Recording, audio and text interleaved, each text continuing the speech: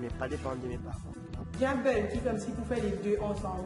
Beaucoup de monde dire moi aussi, le fait que je travaille en même temps, je suis dit que par exemple, je me réponds.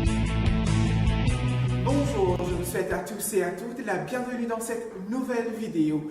Bien sûr, mes amis et moi, nous nous sommes intéressés à un nouveau sujet, étudier et travailler en même temps. Nous sommes partis à la rencontre de trois personnes, à savoir Willy, Onela et Dr Vanessa, Garoue Sankor. Tout de suite, leur portrait. Je m'appelle Willy Lafleur, étudiant en 3e année et j'étudie le management. Bonjour, je suis Onela, 23 ans, étudiante en 2e année communication à l'université. Bonjour, je suis le Dr Garoue Sankor, Vanessa Garoue Sankor, et je suis chargée de cours et à l'université, full-time lecturer, domaine communication, management, marketing et tourisme. Et ça fait presque plus que 10 ans, je dois dire, que je suis lecturer. Voilà, c'était donc les trois portraits de nos interlocuteurs. Tout de suite, c'est la vidéo de Willy. Willy Lafleur, bonjour. Donc, première question générale. Pourquoi as-tu choisi de travailler? Alors tout d'abord, je choisis pour travailler pour être économiquement indépendant et pour ne pas dépendre de mes parents. Après, nous trouvons qui de nos jours, jeunes, il y en a beaucoup qui sont plus de faire et qui ne sont pas capables de dépendre de nos parents, tels qu'ils nous payent, nous coursework, assignment, etc. Je préfère qui s'associe dans mon poste, qui me dépendent de nos parents. Est-ce que tu es capable de nous à partir quand tu commences le travail?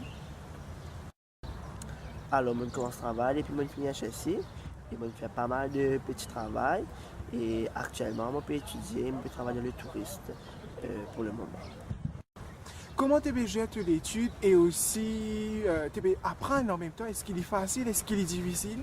Alors, tout d'abord, nous avons un bon planning et aussi, il n'est pas évident d'étudier et de travailler en même temps. Nous disons bizarre comment dire, une priorité en avant et travailler par rapport à ça. Sinon, qui m'a conseillé de demander un étudiant qui est dans la même situation que toi? Alors, conseil qui m'a donné un étudiant qui est dans la même situation que moi, c'est de bien focus sur mes objectifs et focus sur mes objectifs à achieve. Après aussi, si nous avons une priorité dans la vie, nous sommes obligés de prendre courage et manger. Voilà, Willy, quant à lui, qui arrive à gérer ses études et aussi il était en 3e année. Mademoiselle, on est la Chantoiseau, une amie à moi, nous confie elle toute une autre expérience. Alors on est là, toi, tu décides par le travail, c'est ça? En fait, je fais travail pendant 2 ans dans une compagnie.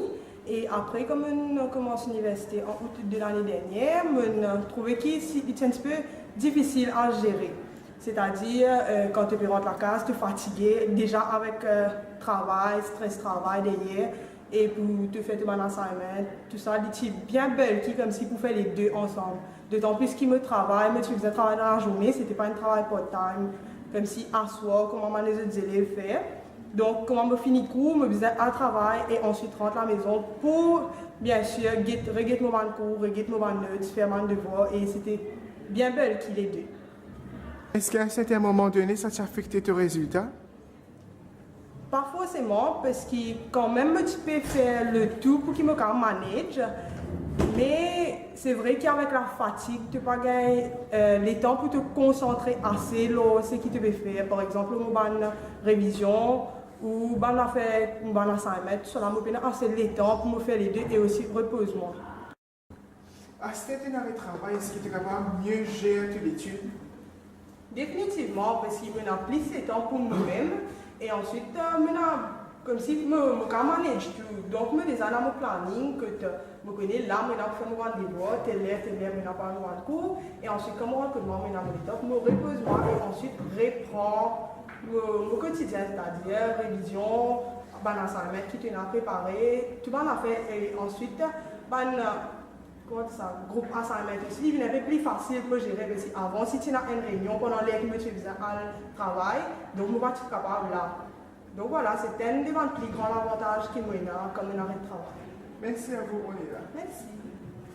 Voilà, c'était le témoignage de On est là. Elle a arrêté son boulot. Tout simplement, nous leur souhaitons bonne chance dans ses études. À suivre, c'est le témoignage de Madame Garuin-Sancor. Oups, excusez-moi, Docteur Vanessa Garuin-Sancor. Et oui, cette mère de famille, elle a étudié, elle a travaillé en même temps. Aujourd'hui, elle est docteur. Tenez-vous bien, en tourisme, communication, management et en marketing. Comment elle a géré tout ça? Elle nous raconte. Docteur Garuin-Sancor, merci d'être avec nous. Première question, qui fait comment on travaille et étudie en même temps à l'époque, comment tu prends l'étude? Merci Alan pour ta première question. Moi, au fait, comment je quitte l'école, qui fait comment je travaille, parce que me tient dans la tête, me tient envie de suivre l'étude en cours, me tient envie de faire l'éducation tertiaire. Mais comme situation économique pas te permettre, à l'époque, au fait, il y a beaucoup de monde qui n'est pas capable envoyer les autres enfants faire l'étude dehors. Il y a deux extrêmes, soit les enfants font l'étude à Maurice, à l'université de Maurice, soit les enfants à faire l'étude dehors. Mais dehors, les coûts une somme extra exorbitant, c'est extrêmement difficile pour plus beaucoup de population mauricienne pour avoir les autres enfants dehors. Donc, ce qui est arrivé, moi, de mon côté, c'est que je suis capable de faire, je préfère à travail. Je sais save un petit peu mon l'argent, qui je fais saving. Quand je fais mon saving, là, je commence à faire mon étude. Et les temps où je commence à faire mon étude, je me disais que j'ai une chance. Quand je finis de faire mon premier degré, je deviens un gold medaliste. Et franchement, pour te dire que si je n'ai pas gagné sa first class degree là, peut-être que c'est bien difficile pour moi de faire mon master.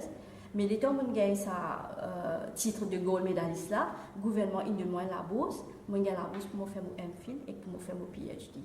Donc, ce qui fait aujourd'hui, je vais faire mon MPhil, je vais faire mon PhD. Je vais remercier le gouvernement pour ça, parce que pourquoi? Et c'est grâce à ça la bourse qu'ils ont donné moi là, qui m'ont capable d'arriver jusque-là aujourd'hui. Alors, c'est arrivé au niveau de PhD dans les études, ça demande beaucoup d'années d'études. Alors, comment ça a été l'expérience? À un moment donné, on peut découragé par ça, parce que tu disais, j'ai l'étude et travail en même temps. Alors, l'expérience, c'était une super expérience. Peut-être si je me disais, de ma propre. Mon pensée, comment dire ça, c'était le plus beau moment de ma vie. Surtout comment tu peux faire mon PhD. Beaucoup de monde, quand je fais un PhD, je gagne extra payé. Je dis, il y a beaucoup de travail derrière ça, livré, il y a extra beaucoup de travail derrière ça. Mais seulement derrière ce travail-là, ça constate l'expérience qu'ils ont gagnée, ça constate l'ouverture qu'ils ont gagnée là, je ne sais pas pourquoi. C'est pour un petit monde transformer quand je finis de faire le PhD. Beaucoup de monde dit à moi aussi, le fait que tu peux travailler en même temps, si tu fais découragement, tu te dis, mais comment tu peux faire les deux en même temps? Tu ne peux pas gagner les temps. Si moi, je dis certaines affaires, avec PhD, je gagne plus les temps. Avec mon PhD, je peux rester à la maison, tu peux gagner les temps, occupe-moi la maison, tu peux gagner les temps, occupe tout mon travail qui me pour faire, plus moi, je peux faire mon recherche. Parce que tu sais que tu peux faire à la maison. Ça, c'est une chose. Maintenant, deuxième chose, livrer qui est là bas le moment arrivé que une personne quand il peut travailler et en même temps il peut étudier, il y a découragé.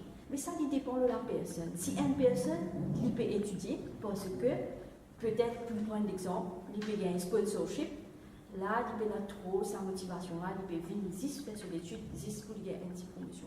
Mais il y a un autre type de personne, quand il vient étudier, bien sûr, il peut payer, même avec ce propre argent, il peut payer, donc il peut financer lui-même. Et en même temps, quand il peut faire ça, il y a là sa désir là pour grandir, il y a là sa désir là pour changer, pour développer, pour progresser. Là, il est différent. Là, dans ce moment-là, on va croire la personne pour être découragée. Au contraire, plus il y a loin, plus il est motivé. Et moi, dans mon cas spécifique, c'était dans ma classe. Moi, tu peux travailler, moi, tu peux fatiguer, il faudrait qu'on me retourne depuis le travail, je me retrouve moi dans la classe tantôt, moi extra fatiguée. Mais seulement quand on réalisait que là, on va faire une classe, là, on va apprendre de nouvelles affaires, ça tu peux extrêmement motiver moi. Et moi, tu peux attendre tous les tantôt, le matin, on travaille le matin, 9h, oui. Mais moi, tu peux attendre quand on arrive 4h, quand là, on va aller à la classe. Aujourd'hui, on faire un nouveau module, on va apprendre de nouvelles affaires. Au fait, mon expérience, c'était comme ça. Pour moi, c'était vraiment positif. Alors, un long parcours, plus de 10 ans, mais on a beaucoup de courage. Alors, pour gagner un titre de docteur, c'est pas facile. Alors, quel est le conseil que vous donnez à un jeune aujourd'hui qui est dans la même situation que vous? Alors, un conseil qui me donne tout le jeune, c'est que tout le temps, première chose, poursuivre votre rêve. Tout le temps, prenez une inner voice à l'intérieur de vous. C'est écoute ça. Ça, c'est très important parce que ça, même si je guide, Et aussi, il y a d'autres affaires qui sont bien importantes. Ben, les jeunes d'aujourd'hui, j'ai la tendance pas trop focus. Ça veut dire qu'il y a tellement d'affaires qui galent de toute direction. Je vais essayer, assiser, réfléchir, quelles affaires qui intéressent, de qui chemin quand je suis allé, ça veut dire qui filière quand je peux choisir, je me sens bien, je me sens à l'aise, je besoin poursuivre ça. Et quand je fais une chose, je besoin faire bien focus, je besoin aller jusqu'au bout. Pas faire une affaire la moitié, quitter après, à continuer nos affaires. Après dire non, peut-être, bien sûr, avec facilité technologie, je peux gagner une possibilité, trouve toute bonne alternative. Alors je garde de tous côtés alternative. Je besoin choisir un chemin bien spécifique, poursuivre jusqu'à la fin. Voilà, c'était donc le témoignage de Dr Vanessa Gabriel-Sankor. Bien sûr, elle est un modèle pour la société. Et bien voilà, nous sommes arrivés à la fin de cette vidéo. Merci de l'avoir regardée. On se dit à très bientôt.